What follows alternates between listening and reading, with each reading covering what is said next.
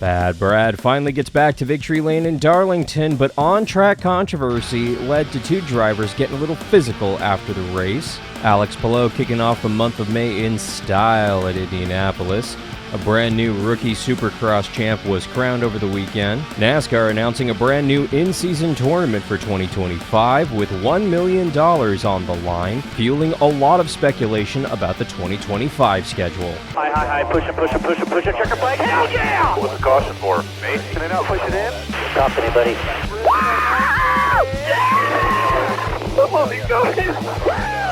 Way to go, boys! One hell of a job, man, one hell of a job. Thank you so much. Oh, Darlington, you never fail to put on a show. Banger of a race this weekend out in Darlington. I absolutely love it. We're going to break it on down. IndyCar is out in Indianapolis, and we're going to go ahead and talk about everything that Kyle Larson's about to go through. Supercross just ended their season. You have NASCAR announcing a bracket challenge that's totally not a ripoff of what Denny Hamlin proposed last year. I swear, why do you ask? And the 2025 NASCAR schedule is now, I guess, a very hot button topic with all of the changes to the bracket and everything that comes with it. So we will talk about all of those. Before we get on into it, make sure that you mash that subscribe button so that you do not miss a video. And now let's go ahead and kick off the program with today's hot topics. We will start in the world of NASCAR. Brad Keselowski getting the victory out at Darlington, snapping a 110 race winless streak. That should have been the story, but the fact that Chris Buescher and Tyler Reddick getting into it with a bad slide job from Reddick and having words after the race is the thing everybody wants to talk about. And the fact that Justin Allgaier dominating the Xfinity Series and Ross Chastain winning the Truck Series seems to have kind of fallen away by the wayside. Alex Palou picked up the victory at Indianapolis on the road course. Technically his second win of 2024 if you count that Thermal Club experiment that nobody really watched or went to, literally. Chase Sexton might have won the battle out at Salt Lake City, capping off the 2024 Supercross season, but it was rookie Jet Lawrence winning the 2024 450 Supercross title. Unbelievable rookie season with outdoors starting in 2 weeks here in Southern California. NASCAR announcing an in-season tournament for 2025 with 32 drivers going at it for 5 races with $1 million on the line. The last lead up to this tournament will be on the Prime service with TNT broadcasting those 5 races.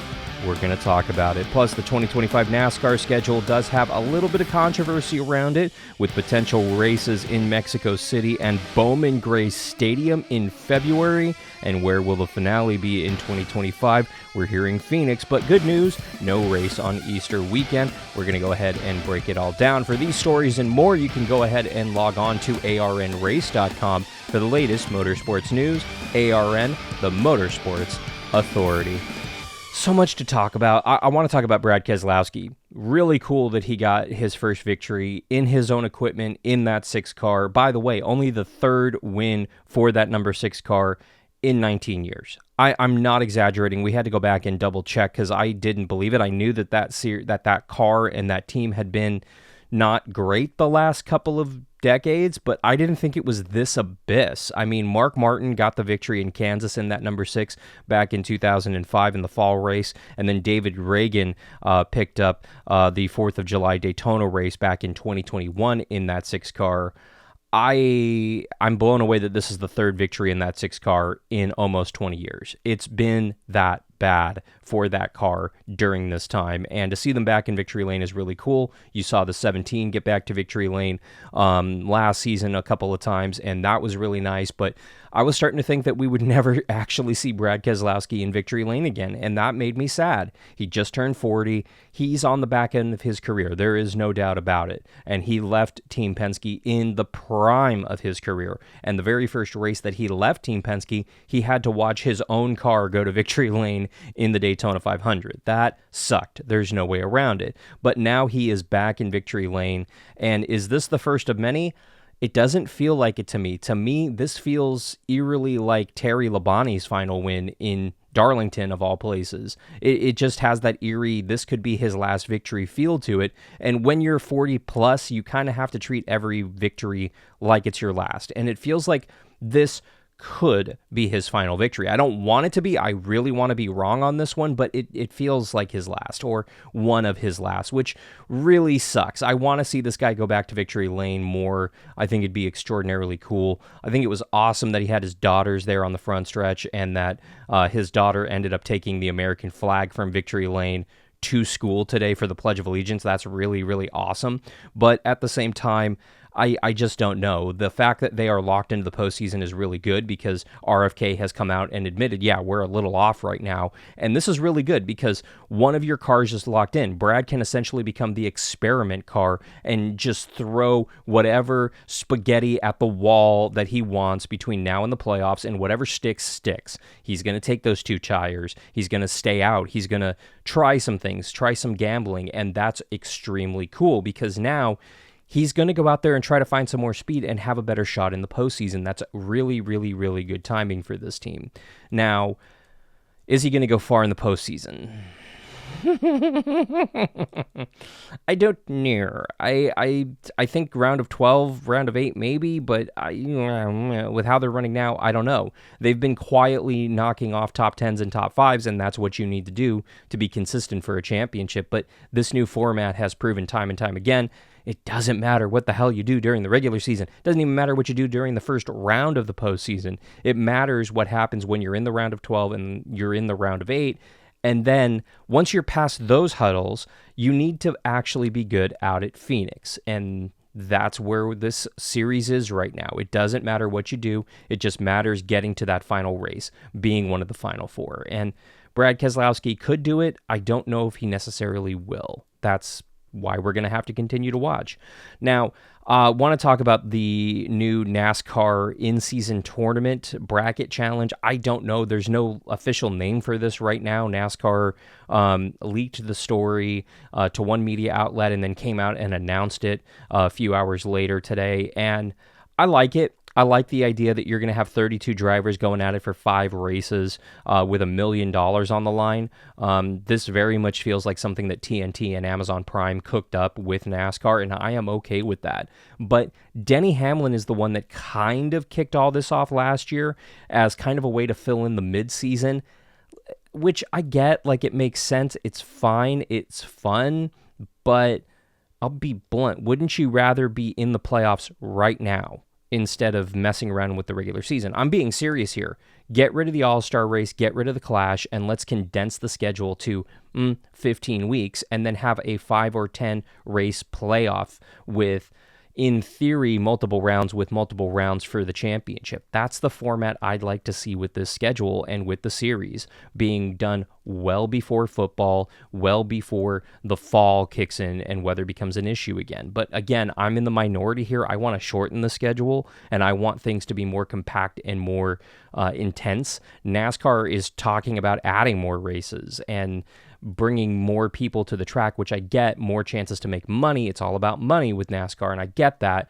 But at the same time, go to every racetrack once and then a second race if the racing on track is good and if people show up to it. So places like Phoenix, Atlanta, Daytona, Talladega, those are your second racetracks, second date racetracks. But places like Richmond, Pocono, Dover, give them a single race, make it an event, make it a once a year thing that these teams and these fans go to, and it becomes more special. And I'd like to see that format, but I don't know. It just feels a little weird, and NASCAR needs to come out and give Denny Hamlin credit for this in-season tournament bracket, whatever we're going to end up calling it, because it needs a flashier, more simplistic name than in-season tournament.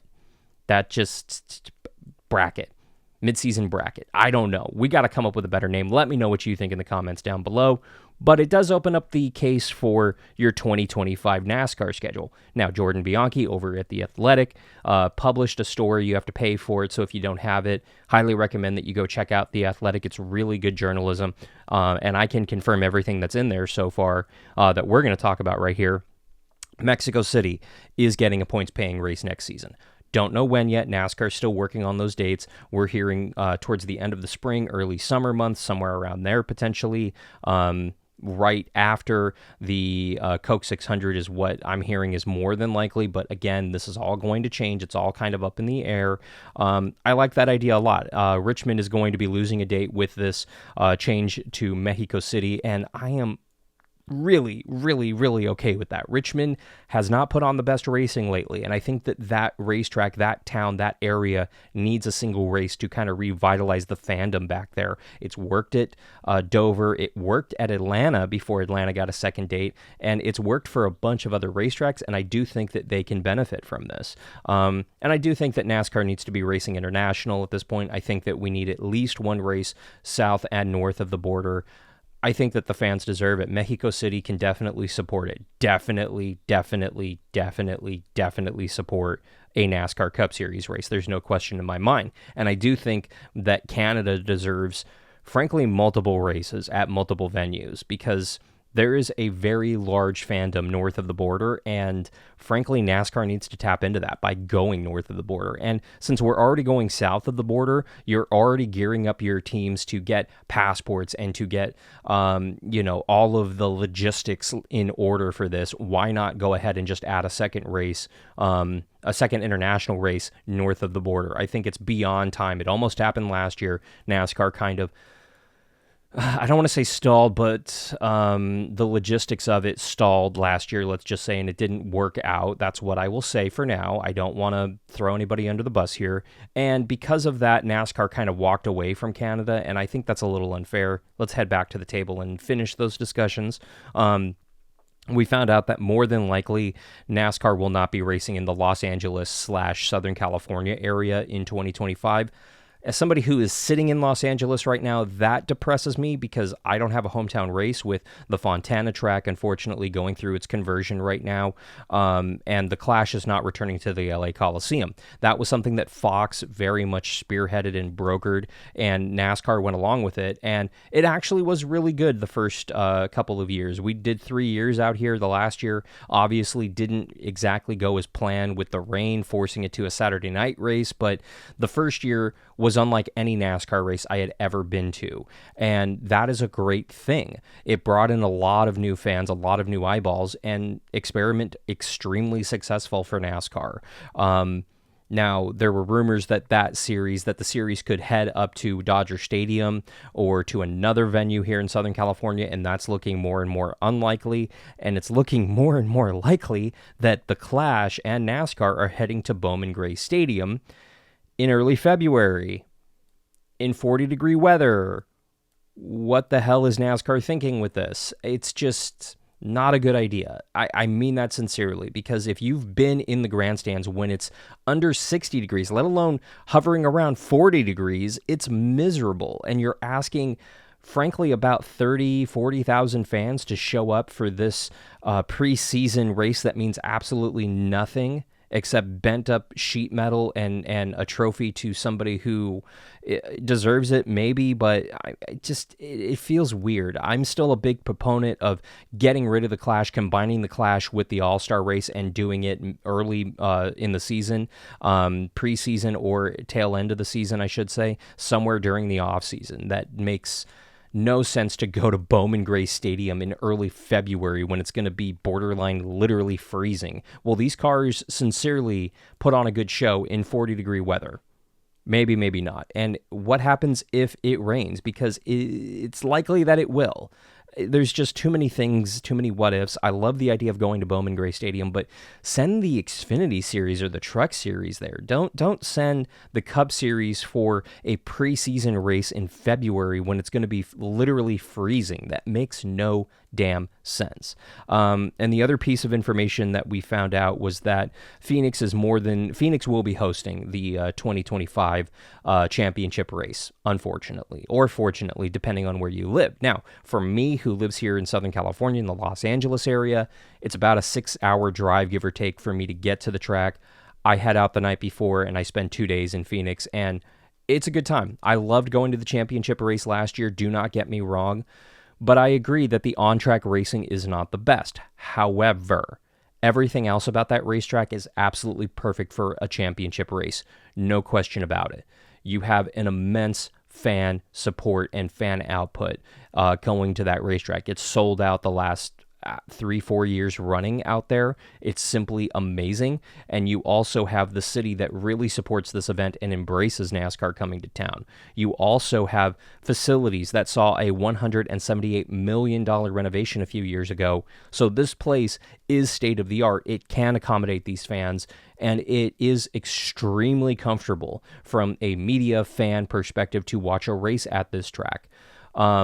And the weather actually works for that time of the year in that part of the country. The only downside is literally the on-track racing. If you fix that, then frankly, it's the perfect venue for a championship race. Homestead, Miami, while it does have good racing, not great racing. And there is a difference between that. And the city of Homestead, Miami just had a meeting, and they're thinking about starting a fund to bring NASCAR back to town for that championship race.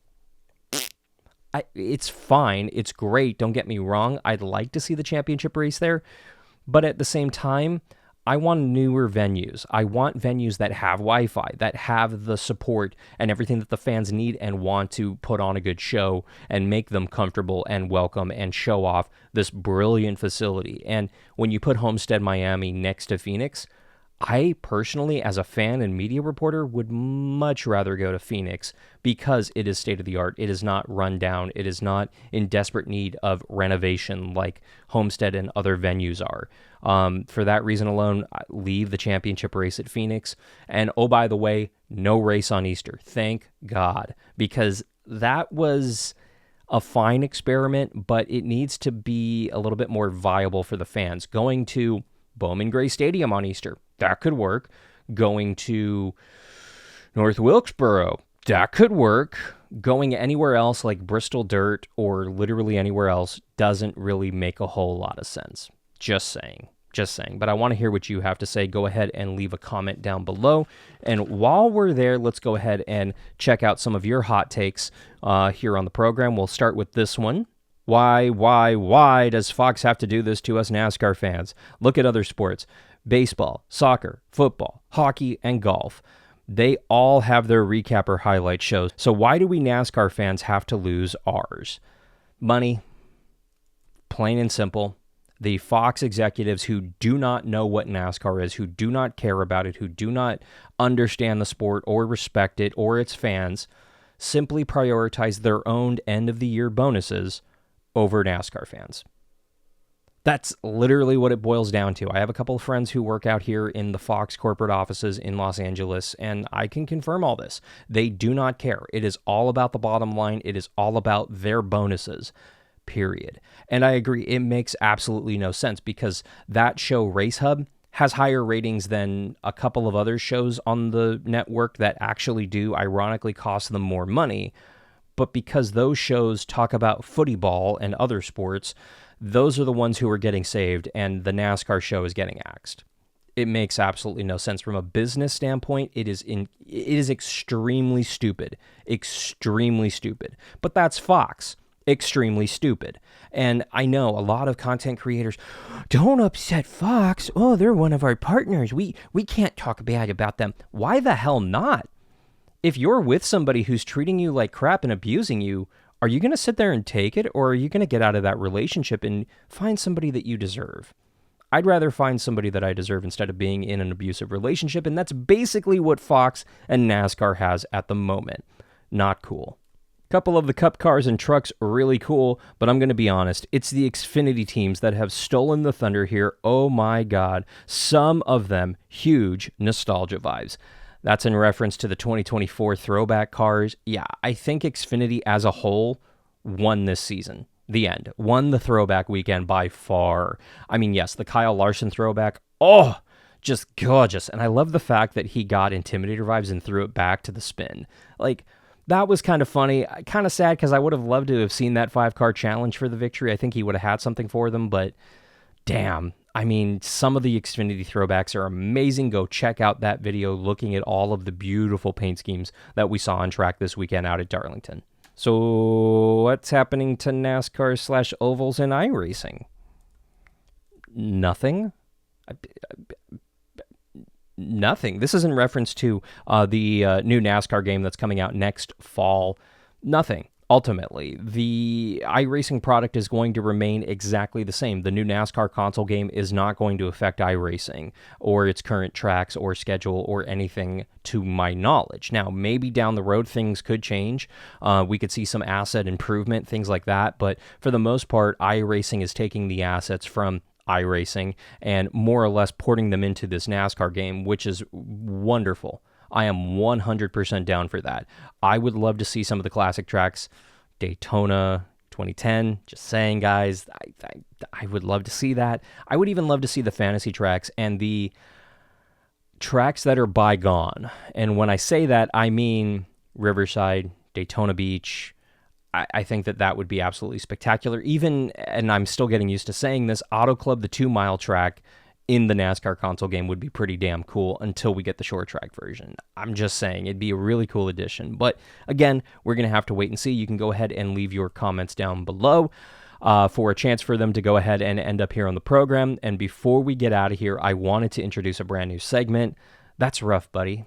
A segment that's kind of inspired by the Idiot of the Week over on DBC, but a little bit nicer, let's just say. People in the motorsports community who have, let's just say, had it rough this weekend. Who had it rough this weekend? Well, I mean, you can look at Chris Buescher, you can look at other drivers like Kyle Larson, or even the 12 car of Ryan Blaney. But instead, we're going to go ahead and give it to Bobby Timmons, who had this moment happen to him over the weekend. Oh, that's rough, buddy. For whatever reason, whoever was driving that truck decided, I'm not going to look across the track and make sure that I'm clear. I'm just going to go ahead and turn, and good luck everyone else. And unfortunately took out Bobby Timmons under pace laps right there for absolutely no damn reason. That's rough, Bobby. I'm sorry. There's no other way around it. The Zuko, that's rough, buddy meme is 100% accurate here. Yeah, and to that racetrack, hire better people, because if your people can't even do the basics like this, they need to be fired. I'm sorry. You can go ahead and make sure you don't miss that video by mashing that subscribe button so that you don't miss that video. And of course, log on to arnrace.com for the latest motorsports news. ARN, the Motorsports Authority. Want to thank you so much for watching. For Shifting Gears, I'm Alan Bailey. We'll see you at the track.